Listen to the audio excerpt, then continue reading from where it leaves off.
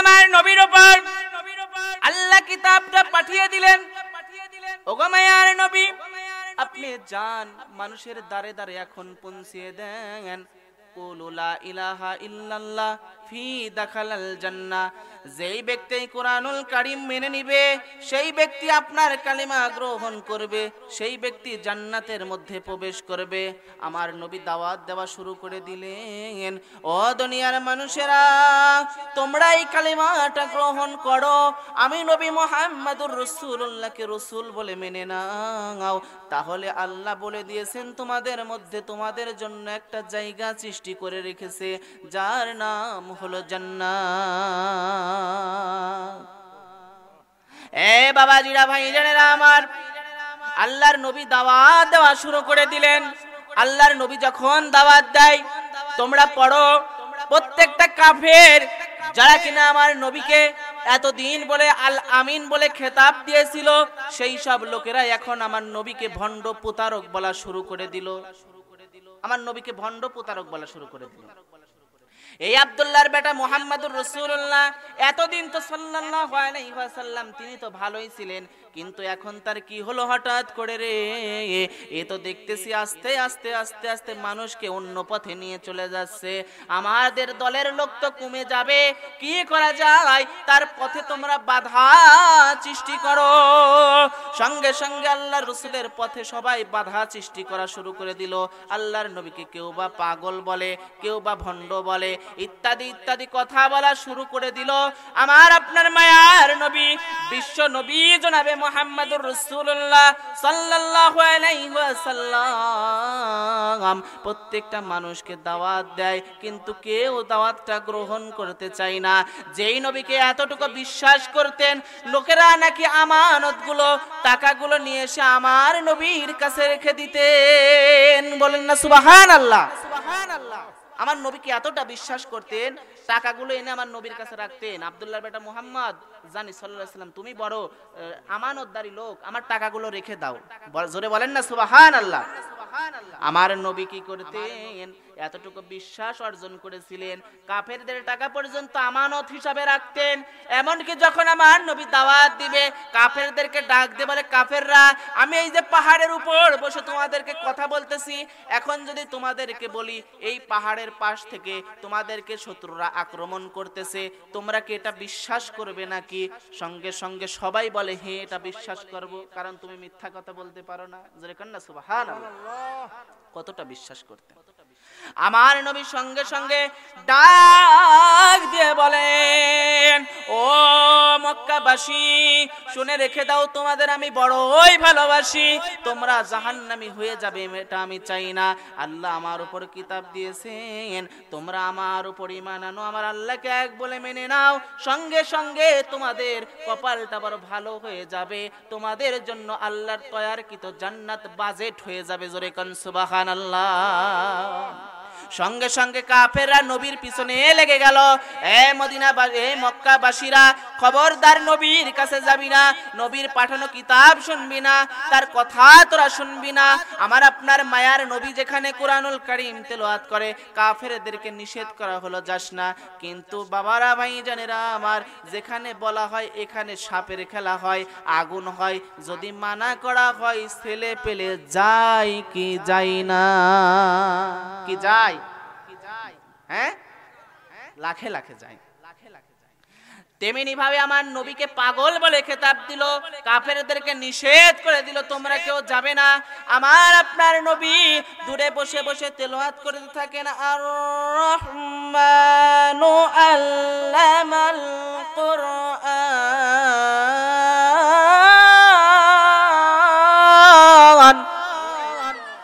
আর রহমানু আল্লামাল কুরআন খলাকাল ইনসানা আল্লামাহুল বায়ান।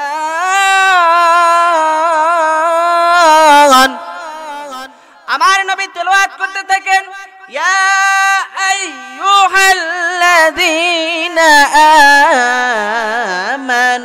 আমানুস্তাঈনু বিস-সাবরি ওয়াস-সালাহ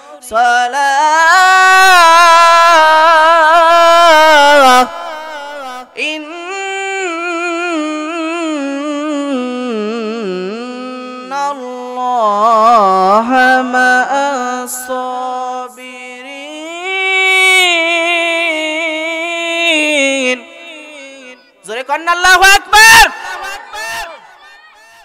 এই মথুরাবাসী, আমার নবী যখন এইভাবে কুরআনুল কারীম থেকে তেলাওয়াত করে, কাফের দূর থেকে চলে গেল। কি তেলাওয়াত করে যাই তো দেখি, মানুষ দলে দলে যায়। যাওয়ার পরে দেখি আহারে কেমন পাগল, যার চুলগুলো কত সুন্দর, জামাটা কত সুন্দর পরিপাটি।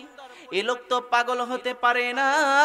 এই লোকের হাতে এখনই হাত দিয়ে কালেমা পড়ে মুসলমান হয়ে যাব। বিপ্লব মানে জীবন দেওয়া, বসে থাকা নয়, সে কোনদিন আসবে না রে করো যদি ভয়। বিপ্লব মানে জীবন দেওয়া, বসে থাকা নয়, সে কোনদিন আসবে না রে করো যদি ভয়। আসবে বিজয় রক্ত আর জীবনের বিনিময়, আসবে বিজয় রক্ত আর জীবনের বিনিময়। বিপ্লব মানে জীবন দেওয়া, বসে থাকা নয়, সে কোনদিন আসবে না রে করো যদি ভয়। বিপ্লব মানে জীবন দেওয়া, বসে থাকা নয়, সে কোনদিন আসবে না রে করো যদি ভয়। জোরে কোন আল্লাহু আকবার। এই মথুরাবাসী গভীর মনোযোগ দিবেন। এবার কাফেররা চলে যায়। একজন কাফের মনে মনে ভাবে কি সে তেলাওয়াত করে আমি শুনবো। আমার নবী গভীর মনোযোগ দিয়ে তেলাওয়াত করতেছেন, আল হাক্কাতু মাল হাক্কা, আল হাক্কাতু মাল হাক্কা, ওয়া মা আদরাকা মাল হাক্কা।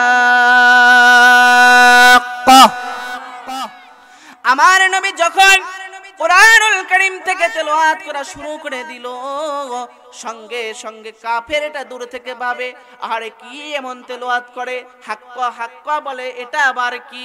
আমার নবী সঙ্গে সঙ্গে তার জবান থেকে বলে দিলেন, এটা আর কিছু নয়, এটা হলো আল্লাহর পাঠানো কিতাব। এবার ইহুদি মনে মনে ভাবে আরে কোন জিনিস পড়ে।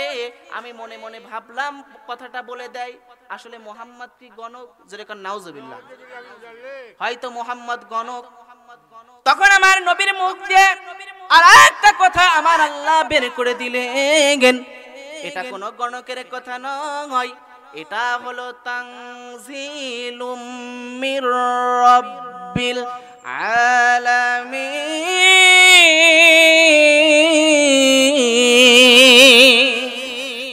এটা দুনিয়ায় কারোর পাঠানো কিতাব নয়, এটা দুনিয়ার কারোর রচিত কোনো কবিতাও নয়, এটা হলো আল্লাহর পাঠানো কিতাব, যার নাম হলো কুরআন। কাফের এবার ভাবে রে কোন কিতাব থেকে তেলাওয়াত করে। দুনিয়ার যত কবিতা শুনি, কোন কবিতার মধ্যে এরকম মিল পাই না, কিন্তু মুহাম্মদুর রাসূলুল্লাহর কিতাবের মধ্যে কত সুন্দর মিল পেয়ে যায়। কন্না সুবহানাল্লাহ। দুনিয়ার কবিতার মধ্যে কি কোন রকম মিল পান? কিন্তু কোরআনের প্রত্যেকটা ছন্দে ছন্দে কবিতার মধ্যে মিল। খুলুন 27 নম্বর পারা। আল্লাহ রাব্বুল আলামিন বলেন, আর রহমান আর রহমান আল্লামাল কুরআন খালাকাল ইনসানা আল্লামাহুল বায়ান।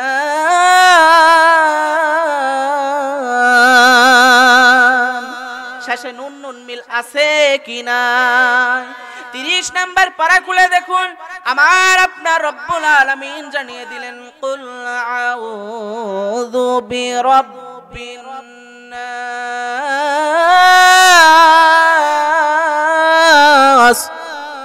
কুল আউযু বিরাব্বিন নাস, মালিকিন নাস, ইলাহিন নাস।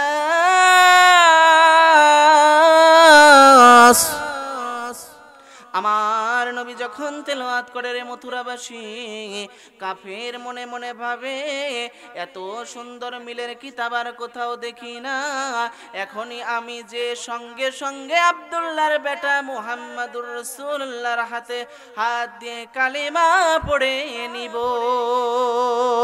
ইমানের পথে অবিচল থেকে আমার মরণ যেন হয়। ইমানের পথে অবিচল থেকে আমার মরণ যেন হয়। জোরে কন্যা আল্লাহু আকবার। এবার কাফেরেরা বুঝতে পারলেন এখন তো দেখতেছি আস্তে আস্তে দলে দলে কালিমা গ্রহণ করে করে ইসলামের মধ্যে চলে যাবে। এখন কি করা যায়, তোমরা 144 জারি করে দাও, যাতে আব্দুল্লাহর বেটা মুহাম্মদুর রাসূলুল্লাহ সাল্লাল্লাহু আলাইহি ওয়াসাল্লামের কাছে আর কেউ না যায়। এবার 144 জারি করে দেওয়া হলো, খবরদার কেউ আব্দুল্লাহর বেটা মুহাম্মদুর রাসূলুল্লাহ সাল্লাল্লাহু আলাইহি ওয়াসাল্লামের কাছে যাবি না, তার পাঠানো কিতাব তোরা শুনবি না। লোকেরা যখন এই কথা লোকেদের কাছে বলে দিল, আস্তে আস্তে গভীর রজনী যখন হয়ে গেল, আমার নবী তার ঘরের মধ্যে বসে বসে কুরআনুল কারীম থেকে তেলাওয়াত করতেছে। এমন সময় উতবার মনের মধ্যে আর ভালো লাগে না, সাইবার মনের মধ্যে ভালো লাগে না, আবু জেহেলের মনের মধ্যে ভালো লাগে না, আবু লাহাবের মনের মধ্যে ভালো লাগে না। তারা বলা শুরু করে দিল, এখন তো কেউ আর দেখবে না, যাই না ছুটে গিয়ে কোরআনের কথা শুনি। আল্লাহর নবী তেলাওয়াত করে, কাফেররা ছুটে ছুটে চলে গেলেন। যাওয়ার পরে আল্লাহর নবী তেলাওয়াত করতেছে, মুগ্ধ হয়ে কাফেররা শুনতেছে। আল্লাহর নবীর ভাঙা ঘরের মধ্য থেকে আল্লাহ রাব্বুল আলামিন পড়তেছেন, আম্মা ইয়াতাসাআলুন আনিন নাবাইল আযীম আল্লাযী হুম ফীহি মুখতালিফুন কাল্লা সায়ালামুনা সুম্মা কাল্লা সায়ালামুন আলাম নাজআলিল আরদা মিহাদা। আল্লাহর নবী তেলাওয়াত করতেছে তেলাওয়াত করতেছে তেলাওয়াত করতেছে, করতে করতে করতে করতে হঠাৎ করে মসজিদের নববীর মধ্য থেকে আজান দিয়ে দিল হযরতে বিলাল। আল্লাহু আকবার, আল্লাহু আকবার, আশহাদু আল্লা ইলাহা ইল্লাল্লাহ।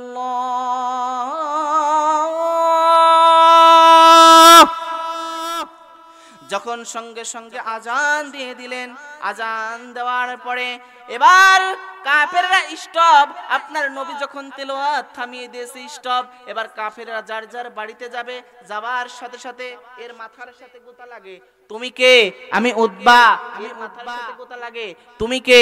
আমি সাইবা। তুমি কে? আমি আবু লাহাব। জোরে কোন আল্লাহু আকবার। এখন কাফেররা নিজেরাই বলে দেয়, আহারে আমরা নাকি নিজেরাই কুরআনুল কারীমের মাহফিলে বাধা দিলাম, কুরআনুল কারীমের জায়গায় যেতে দিলাম না, নবীর কাছে যেতে নিষেধ করলাম, এখন আমরা নিজেরাই চলে এসেছি। তাহলে বোঝা যায় এটা অন্য কারোর পাঠানো কিতাব নয়, এটা হলো নিঃসন্দেহে আল্লাহর পাঠানো কিতাব।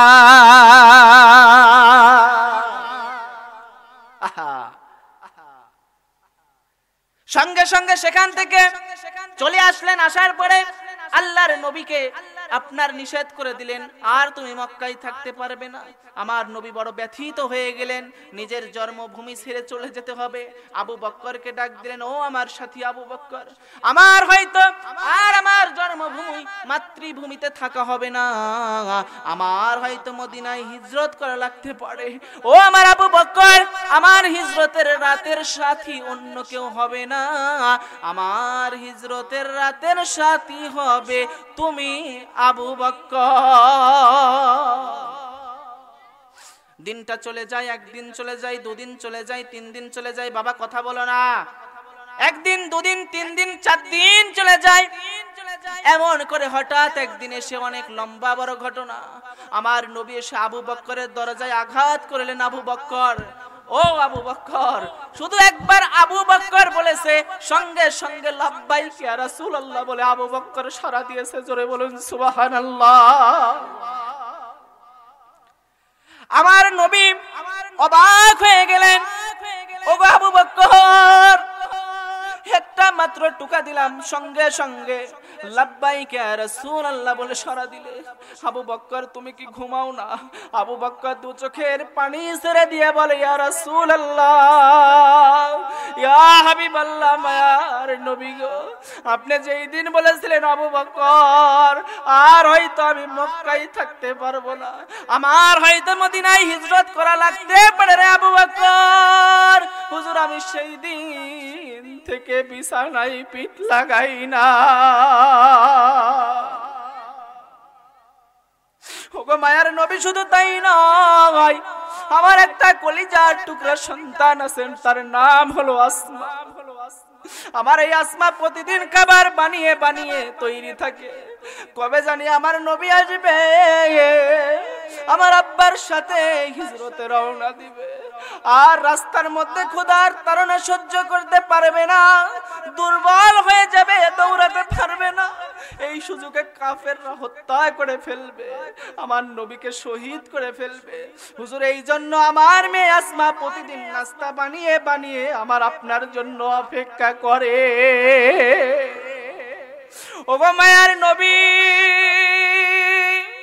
শুধু তাই নয় নবী, আমরা যখন হিজরতে যাব, যাওয়ার জন্য একখানা উটনি কিনেছিলাম যানবাহনের জন্য, সেই উটনিটাও ঘুমায় না গো নবী, সারা রাত দিন দাঁড়িয়ে দাঁড়িয়ে দু চোখের পানি ছেড়ে ছেড়ে কান্না করে আর বলে, কবে আমার মায়ার নবী আসবে।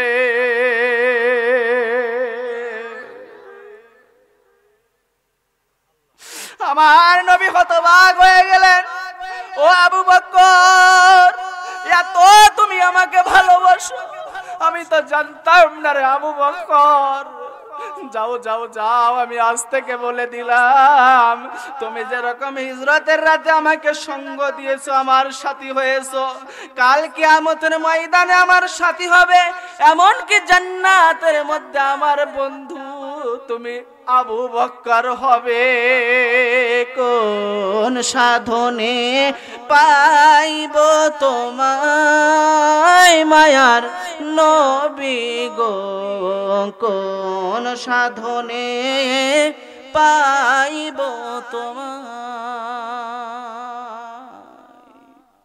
ওই না মরুর দেশে নবী আসলো রাখাল বেশে, ছাগল চরাইতেন জঙ্গলাই, আল্লাহর নবী মায়ার নবী গো, আপনি নবী আমার জীবনের জীবন কন্যা, আল্লাহর নবী মায়ার নবী গো, আপনি নবী আমার জীবনের জীবন।